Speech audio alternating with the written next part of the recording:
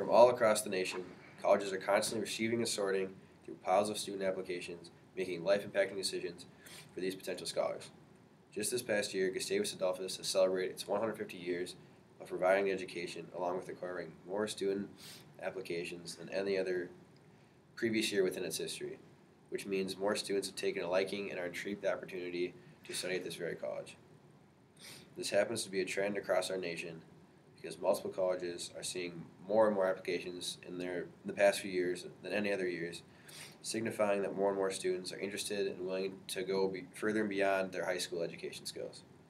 If colleges and universities are inviting more students to study at their school, it's more likely a student will not receive as much grant money than if there were less attendees on campus, since schools oftentimes have a limit they cannot exceed.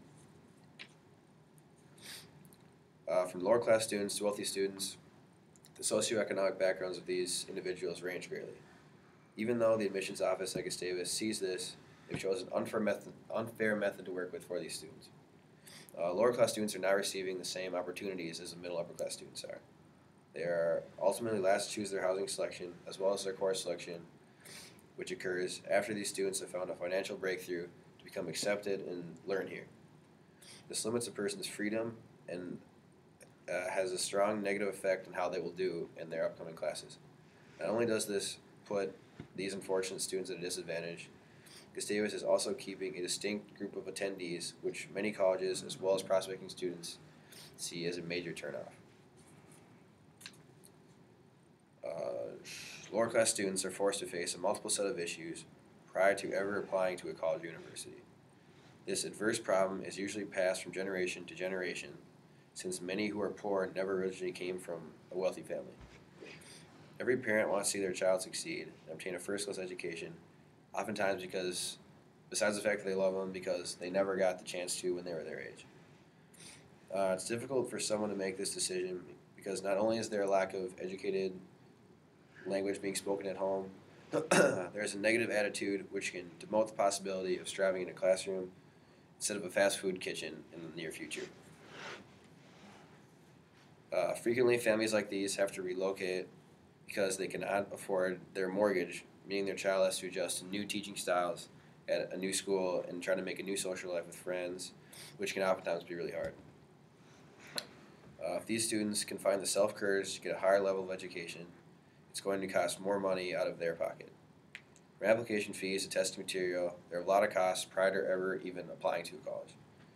Since many students take the ACT or SAT more than once, the expense can add up quickly, along with the fee for simply applying to college, along with the practice material as well. Many of these students from coming before history usually range in an ethnicity scale.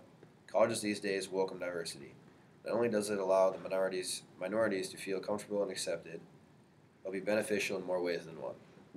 While providing a unique cultural blend, they can voice an outside opinion and make innovation more reachable, and with all the different ideas bouncing around the room. Colleges can use this to their advantage by increasing their population of individuals and ultimately gain more money and recognition in the long run. With an advanced learning experience, students can use these tools towards success in the future when facing real-world issues and problems. But since the cost of tuition is rising at Gustavus, this is less likely to occur. The main issue being addressed is students who aren't as well off financially as others have the least superior when applying for housing and courses. They're the last because they struggle with all the deposits and payments Gustavus sends out. They're last to apply even though they meet the required deadline for handling these payments in. In this case, equitability exceeds equality. Many do not realize this because they've never had to worry about getting a payment in on time, or because the demanded amount is essentially right in their pocket and means little to them. Students who are receiving last picks are not aware that this is why they're last. By choosing from the last batch of housing and classes, not everyone is going to find what they're looking for or what they need for their major or minor. These limited options lead to a lesser education. There is no motivation if a student has 4 classes that he or she doesn't want, but has to work with what's left. The philosophy of the admissions office is simply whoever hands in the money first wins.